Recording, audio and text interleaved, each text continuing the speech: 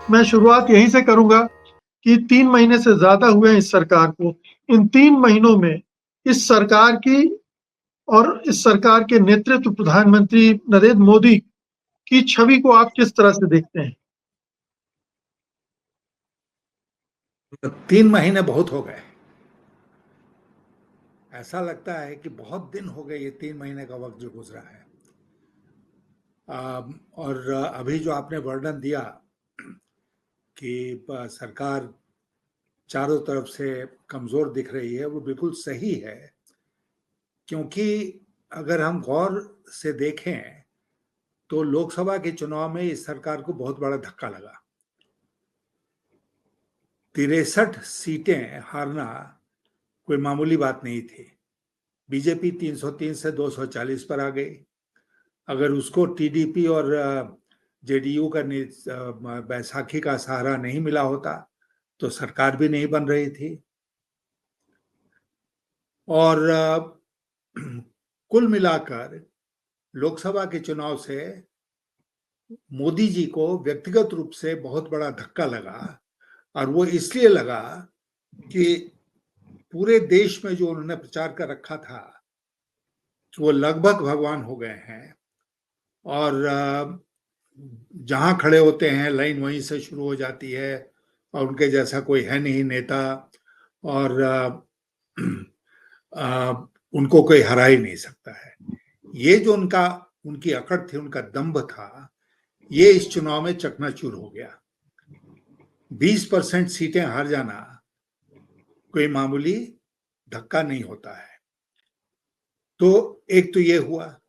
फिर लोगों को साफ नजर आने लगा, जिसमें लोगों में मैं संघ को भी शामिल करता हूं, कि मोदी जी एक ढलान पर खड़े हैं, एक स्लिपरी स्लोप पर खड़े हैं और वहां से वो नीचे ही खिसकेंगे, ऊपर जाने की गुंजाइश खत्म हो गई। और आपने जो अभी जिक्र किया कि इसके बाद हरियाणा के चुनाव हैं, महाराष्ट्र के चुनाव हैं, झारखंड के चुनाव हैं, तो इन चुनावों में साफ नजर आ रहा है कि भारतीय जनता पार्टी जीतने नहीं जा रही। हरियाणा में उसकी हालत बहुत बहुत ही खराब है।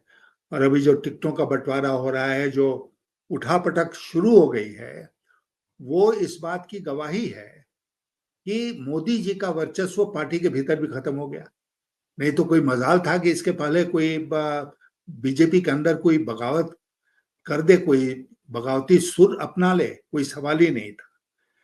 लेकिन अब ये देखने को मिल रहा है। दूसरी ओर, जैसा आपने कहा कि कांग्रेस पार्टी मजबूत होकर लोकसभा चुनाव के बाद संसद में लौटी है। लोकसभा में राहुल गांधी को औपचारिक रूप से नेता प्रतिपक्ष घोषित करना पड़ा। औपचारिक रूप से नेता प्रतिपक्ष घोषित होने के बाद न केवल उनको नई ताकत मिली, बल्कि वो गवर्नेंस जो होता है, जो शासन है, उसके एक बहुत मजबूत अंग बन के उभरे हैं। बहुत सारे अपॉइंटमेंट्स हैं सरकार के जिसमें नेता प्रतिपक्ष को रहना है प्रधानमंत्री के साथ। और राहुल गांधी ने बखूबी इस बात को रियलाइज किया कि उनके पोजीशन में, उनके स्थान में, उनके कद में बहुत बड़ा परिवर्तन आया है। और पिछला लोकसभा जो सेशन गुजरा, उसमें ये देखने को भी मिला। और सरकार बैकफुट पर नजर आई, विपक्ष ज्यादा हमलावर हो गया था। इसके पहले अगर मैं आपको याद दिलाऊं तो मैं विपक्ष की हरकत से बहुत नाराज भी था और निराश भी था।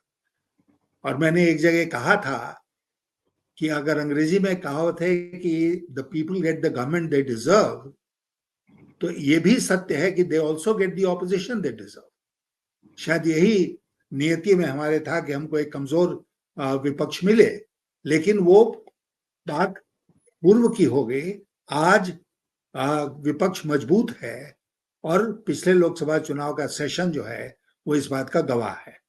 तो इसलिए कुल मिला जुलाकर देश में जो संदेश जा रहा है वो ये जा रहा है कि मोदी जी कमजोर हो गए। संघ भी अपने तेवर क्यों दिखा रहा है?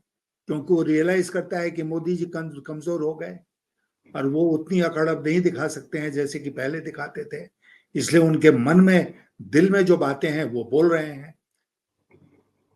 तो इन सब का असर जनमानस के ऊपर पड़ रहा है। और जैसा आपने कहा, अभी विधानसभा के चुनाव आएंगे, विधानसभा के चुनाव में क्या हश्र होगा बीजेपी का, ये हम और आप जानते हैं। कल मैं एक चैनल में देख रहा था, एक गोदी मीडिया का चैनल था, तो उन्होंने दिखाया कि झारखंड में बड़ी भारी जीत होने जा रही है भारतीय जनता पार्टी की। मैं उसी प्रदेश से आता हूं, जमीन से जुड़ा हुआ हूं, और मुझे पता है कि भारतीय जनता पार्टी की क्या हालत है। मुझे तो यहां तक बताया गया कि कोई इंटरनल सर्वे हुआ है बीजेपी का, जिसमें दिखाया गया है कि उनको मात्र 15 सीटें, 82 में 15 सीटें मिल रही हैं। तो पहले मिली थी 25, इस बार वो घटने वाली है। लेकिन अब गोदी मीडिया का तो कोई हिसाब किताब है नहीं, वो दिखा रहे हैं कि उनको 48 सीटें मिल रही हैं। तो कुल मिला जुलाकर आने वाले दिनों में विपक्ष मजबूत होगा, सरकार और मोदी जी खास करके और कमजोर होंगे, और जो भी इसके बाद चुनाव आएंगे उसमें ये कमजोरी दिखेगी। और इसीलिए मेरा जैसा व्यक्ति ये मानता है कि इस सरकार को 5 साल चलना कठिन होगा।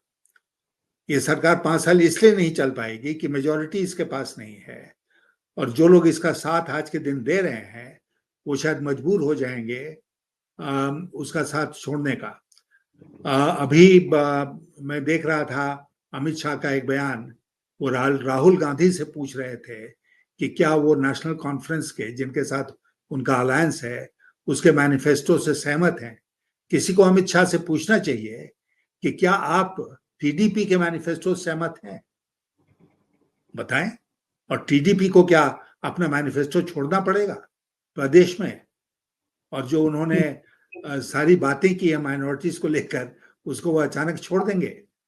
तो ये सारी बातें हैं जो एक अनिश्चित भविष्य की ओर इशारा करती हैं। और इसीलिए मैं मानता हूं कि शायद इस साल सरकार का 5 साल चलना मुश्किल हो जाए।